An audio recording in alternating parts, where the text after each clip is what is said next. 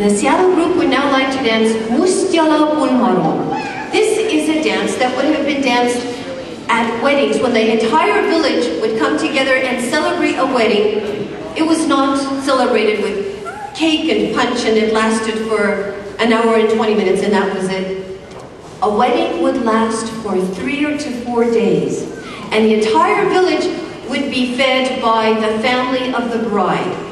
And well, what did people do during the wedding party?